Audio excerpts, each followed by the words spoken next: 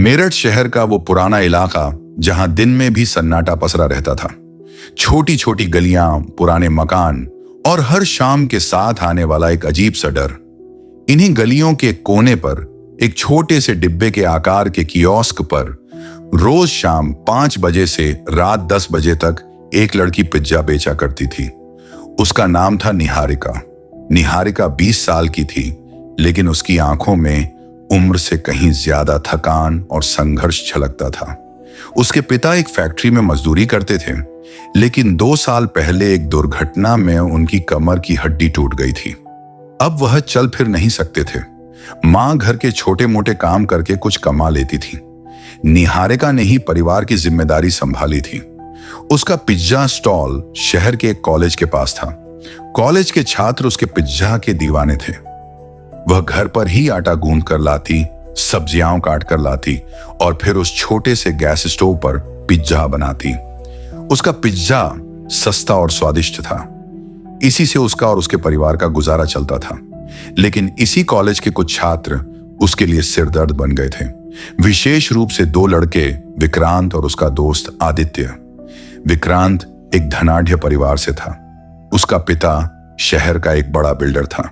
विक्रांत को कॉलेज में भी डर के साथ देखा जाता था।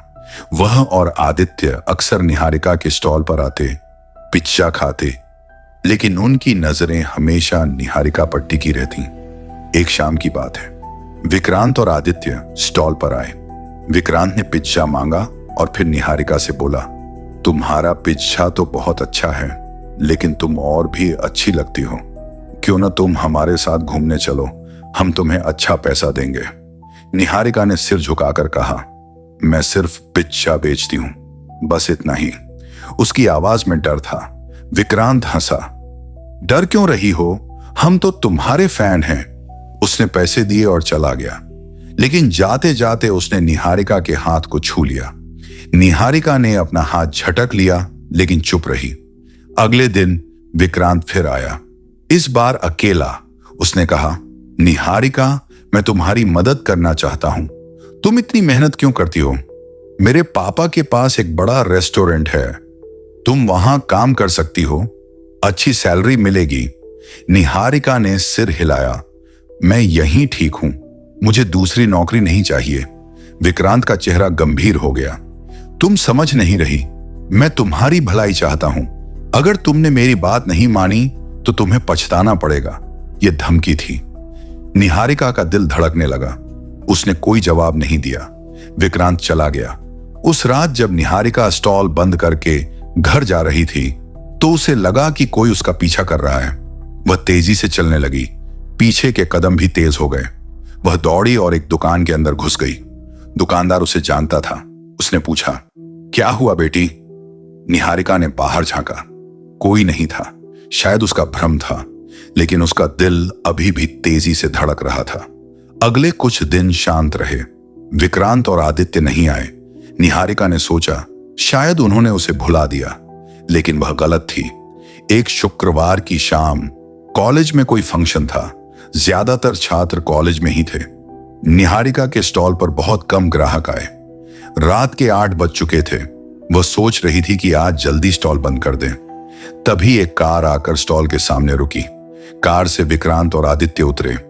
विक्रांत ने कहा, 2 पिज्जा जल्दी बनाना, हमें जल्दी है। निहारिका ने पिज्जा बनाना शुरू किया। उसका दिल फिर से धड़कने लगा।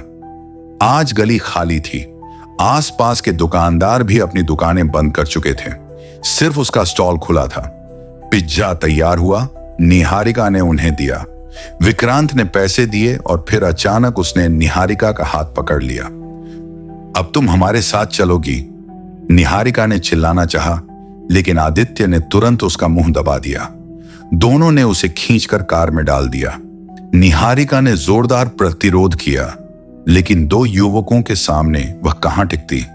कार तेजी से गली से निकल गई। निहारिका की आंखों में आंसू थे। उसका स्टॉल खुला छूट गया था। गैस चालू थी और दूर आसमान में चांद उदास सा देख रहा था। वह सोच रही थी, क्या आज उसकी जिंदगी बर्बाद हो जाएगी? क्या कोई उसे बचाएगा? कार शहर के बाहर की ओर बढ़ रही थी। निहारिका की आंखों पर पट्टी बंधी हुई थी। वह कुछ देख नहीं पा रही थी, लेकिन उसे लग रहा था कि वह किसी सुनसान इलाके में जा रही है। कार की खिड़की से आने वाली हवा में गंदगी और कीचड़ की गंध थी। आखिरकार कार रुकी। निहारिका को कार से बाहर निकाला गया। उसे एक इमारत के अंदर ले जाया गया। पट्टी हटाई गई तो उसने देखा कि वह एक बर्बाद हो चुकी फैक्ट्री के अंदर है। कमरे में एक मेज और कुछ कुर्सियां थीं। एक कोने में एक पुराना सोफा पड़ा था। विक्रांत ने कहा, डरो मत, हम तुम्हें कोई नुकसान नहीं पहुंचाएंगे ना, बस तुम हमारी बात मान लो। निहारिका कांप रही थी। वह बोली, मुझे छोड़ दो, मैं किसी से कुछ नहीं कहूंगी। आदित्य हंसा, अब तो तुम यहां आ ही गई हो, क्यों ना हम दोस्ती कर लें? तुम्हें पैसे देंगे, तुम्हारे पिता का इलाज करवाएंगे। निहारिका ने मना किया, मुझे पैसे नहीं चाहिए, मुझे जाने दो। विक्रांत ने गुस्से में कहा, तुम्हें समझ नहीं आ रहा, हम तुम पर कितना पैसा खर्च कर रहे हैं। तुम एक गरीब पिज्जा वेंडर हो, हम तुम्हें ऊपर उठाना चाहते हैं। यह बातचीत करीब 1 घंटे चली। निहारिका लगातार मना करती रही। विक्रांत और आदित्य ने उसे डराने धमकाने की कोशिश की, लेकिन निहारिका नहीं झुकी। तभी अचानक बाहर से आवाज आई। किसी ने दरवाजा खटखटाया। विक्रांत और आदित्य चौंके। विक्रांत ने आदित्य से कहा, जाकर देखो कौन है। आदित्य दरवाजे की ओर गया। उसने दरवाजा खोला। बाहर 3 लोग खड़े थे। वे पुलिस की वर्दी में नहीं थे, लेकिन उनके चेहरे पर गंभीर भाव थे। अग्रणी व्यक्ति ने पूछा, यहां क्या चल रहा है? आदित्य ने घबराकर कहा, कुछ नहीं, हम लोग यहां पार्टी कर रहे हैं। उस व्यक्ति ने अंदर झांका। उसकी नजर निहारिका पर पड़ी, जो कांप रही थी और उसके कपड़े अस्त व्यस्त थे। यह लड़की कौन है? उसने सख्त स्वर में पूछा। विक्रांत आगे आया। ये हमारी दोस्त है, हम लोग यहीं बैठे हैं। लेकिन निहारिका ने अवसर देखा। वह चिल्लाई, मुझे बचाओ, ये लोग मुझे अगवा करके लाए हैं। यह सुनते ही तीनों व्यक्ति अंदर घुस गए। विक्रांत और आदित्य ने विरोध करना चाहा, लेकिन वे तीनों बहुत ताकतवर थे। उन्होंने विक्रांत और आदित्य को जबरदस्ती पकड़ लिया। अग्रणी व्यक्ति ने निहारिका से पूछा, तुम ठीक हो बेटी? निहारिका ने हां में सिर हिलाया, लेकिन वह अभी भी सदमे में थी। वह व्यक्ति बोला, मैं इंस्पेक्टर राणा हूं, ये मेरे साथी हैं। हमें गुमनाम फोन आया था कि यहां एक लड़की को परेशान किया जा रहा है। निहारिका को समझ में नहीं आया कि किसने फोन किया था, लेकिन इस वक्त उसके लिए यही महत्वपूर्ण था कि वह सुरक्षित थी। इंस्पेक्टर राणा ने विक्रांत और आदित्य से कहा, तुम लोग हमारे साथ थाने चलोगे? विक्रांत ने गुस्से में कहा, तुम जानते हो मेरे पिता कौन हैं? वह शहर के बड़े बिल्डर हैं, तुम्हारी नौकरी जा सकती है। इंस्पेक्टर राणा ने ठंडे स्वर में कहा, कानून के सामने सब बराबर हैं, चलो। सब लोग थाने पहुंचे। निहारिका का बयान दर्ज किया गया। विक्रांत और आदित्य ने दावा किया कि निहारिका उनकी दोस्त थी और वह अपनी मर्जी से गई थी। लेकिन निहारिका के बयान और इंस्पेक्टर राणा के सामने मिले सबूतों के आधार पर दोनों को हिरासत में ले लिया गया। निहारिका को उसके घर छोड़ दिया गया। उसके माता पिता पहले से ही चिंतित थे, क्योंकि वह देर से घर आई थी। जब उन्हें पूरी बात पता चली तो वे सदमे में आ गए। निहारिका की मां रोने लगी। पिता ने कहा, अब तुम वह स्टॉल मत लगाना, बहुत खतरा है। लेकिन निहारिका ने कहा, पापा, अगर मैं स्टॉल नहीं लगाऊंगी तो घर का खर्च कैसे चलेगा? और अब तो वह लोग पकड़े जा चुके हैं, शायद अब कोई परेशानी नहीं होगी। उस रात निहारिका सो नहीं पाई। उसके मन में कई सवाल थे। किसने पुलिस को फोन किया था? क्या विक्रांत और आदित्य जल्दी छूट जाएंगे? क्या वह फिर से स्टॉल लगा पाएगी? अगले दिन निहारिका ने स्टॉल लगाने का फैसला किया। वह जानती थी कि यह जोखिम भरा है, लेकिन उसके पास कोई चारा नहीं था। शाम को जब वह स्टॉल लगाने पहुंची तो उसने देखा कि स्टॉल तोड़ दिया गया था। गैस स्टोव चोरी हो चुका था। सारा सामान बर्बाद था। निहारिका की आंखों में आंसू आ गए। यह स्टॉल ही उसकी आजीविका था। अब वह क्या करेगी? वह निराश होकर वहां बैठ गई। तभी एक कार वहां आकर रुकी। कार से एक युवक उतरा। वह अच्छे कपड़े पहने था, लेकिन उसके चेहरे पर दयालुता थी। उसने निहारिका से पूछा, क्या हुआ, तुम ठीक हो? निहारिका ने रोते हुए सारी बात बताई। युवक ने कहा, मैं रोहित हूं, मैं इसी इलाके में रहता हूं। मैंने कल रात की घटना के बारे में सुना था। तुम बहुत बहादुर हो। रोहित ने आगे कहा, मैं तुम्हारी मदद करना चाहता हूं। मेरे पास एक छोटी सी दुकान है जो खाली पड़ी है। तुम वहां पिज्जा बेच सकती हो। मैं तुमसे किराया भी नहीं लूंगा, बस तुम अच्छा काम करो। निहारिका को विश्वास नहीं हुआ।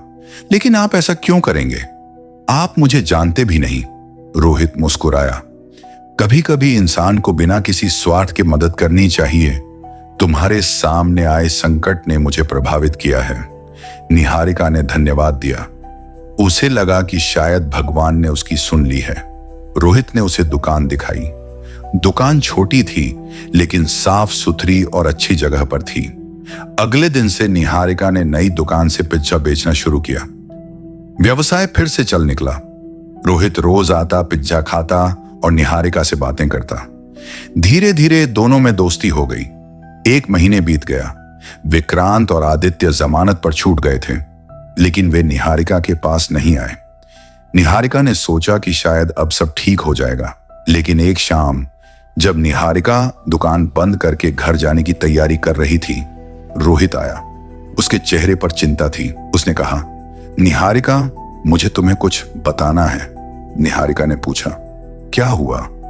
रोहित ने कहा, तुम्हें पता है कि किसने तुम्हारा पुराना स्टॉल तोड़ा था? निहारिका ने सिर हिलाया। नहीं, विक्रांत ने नहीं। रोहित ने कहा, उसने तो जेल में था। यह काम किसी और ने किया था और मुझे लगता है कि वह व्यक्ति अब भी तुम्हें निशाना बनाना चाहता है। निहारिका का दिल फिर से धड़कने लगा। कौन है वह? रोहित ने एक नाम बोला, जिसे सुनकर निहारिका की सांसें रुक सी गईं, क्योंकि वह नाम था इंस्पेक्टर राणा। निहारिका ने अविश्वास से रोहित की ओर देखा। यह कैसे हो सकता है? इंस्पेक्टर राणा ने तो मुझे बचाया था। रोहित ने गंभीर स्वर में कहा, निहारिका, कभी कभी लोग वही करते हैं जिससे उन पर शक न हो। मैंने अपनी जांच की है। इंस्पेक्टर राणा विक्रांत के पिता बिल्डर मोहन सिंह के साथ मिला हुआ है। उस रात जो गुमनाम फोन आया था, वह शायद खुद राणा ने ही किया था, ताकि वह हीरो बन सके और तुम पर अपना प्रभाव जमा सके। निहारिका को यह बात समझ में नहीं आ रही थी। लेकिन क्यों? मैं तो एक गरीब लड़की हूं। मुझ में ऐसा क्या है जो एक इंस्पेक्टर को मेरे पीछे लगा दे? रोहित ने एक गहरी सांस ली। यह सिर्फ तुम्हारे बारे में नहीं है। यह उस जमीन के बारे में है जहां तुम्हारा पुराना स्टॉल था। वह जमीन बहुत कीमती है। मोहन सिंह उस पर एक शॉपिंग कॉम्प्लेक्स बनाना चाहता है। तुम्हारा स्टॉल उस रास्ते में रुकावट था।